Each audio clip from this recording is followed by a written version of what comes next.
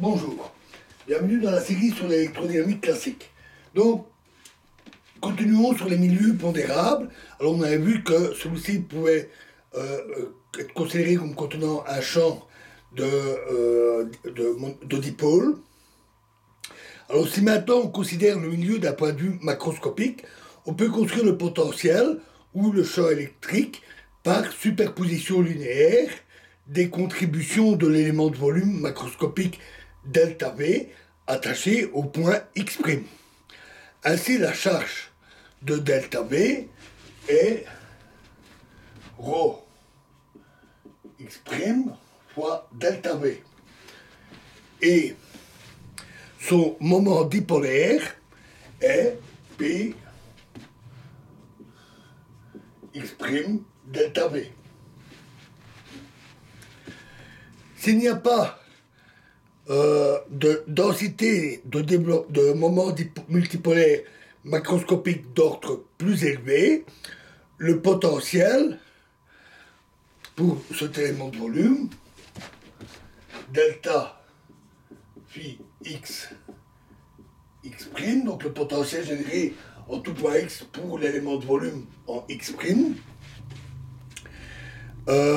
généré donc par la configuration des moments de delta V, est en vertu du développement multipolaire que nous avons vu, et sans aucune approximation, delta phi x' est égal à 1 sur 4 pi epsilon 0 fois ρ x' sur x moins x',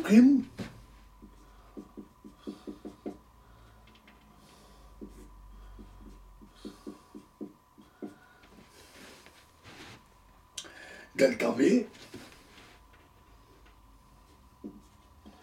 plus P x'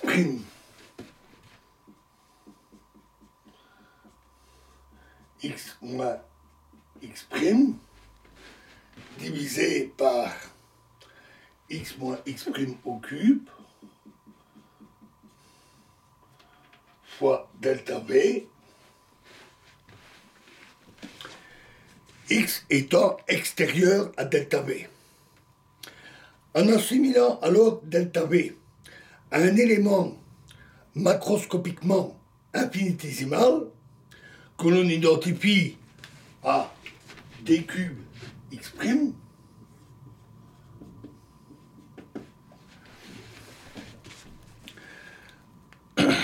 puis en intégrant sur l'espace entier, c'est-à-dire sur tous les éléments de volume, on obtient le potentiel comme une somme, c'est-à-dire ici avec l'élément infinitésimal comme une intégrale, phi de x est égal à 1 sur 4 pi epsilon 0 fois l'intégrale sur d cube x' fois ρ x' sur x moins x'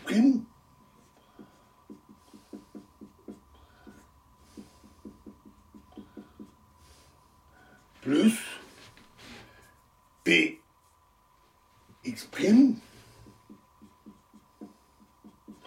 fois le gradient de 1 sur x moins x', delta prime ici, agit sur la variable primée x moins x'.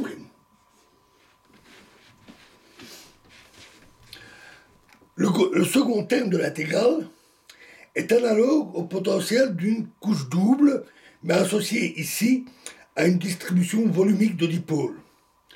Une intégration par partie transforme alors cette intégrale, pi de x égale 1 sur 4 pi epsilon 0 fois l'intégrale d cube x' fois 1 sur x moins x'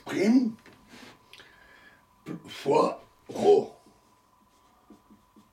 x' moins gradient prime de p de x'.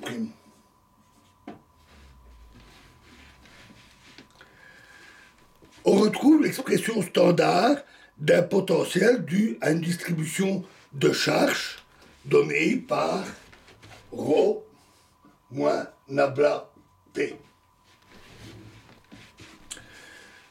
Et en vertu de E égale moins nabla phi, la première équation de Maxwell s'écrit ainsi: nabla E est égal à 1 sur epsilon 0 ρ moins nabla P.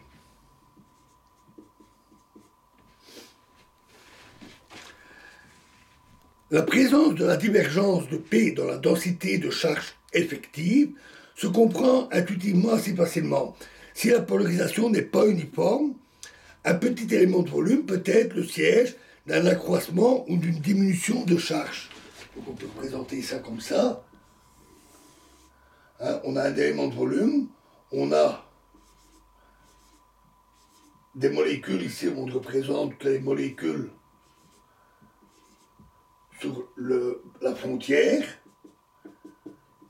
avec la densité de charge ici, et du fait que ce n'est pas uniforme, qu'il y a un gradient, on a une différence de charge, et la charge effective due à ces dipôles est non nulle. Si l'on définit l'induction électrique D comme epsilon 0 E plus P, la relation précédente, ici, redonne la relation familière. Gradient de l'induction est égal à ρ. Et avec l'équation nabla croix E égale 0,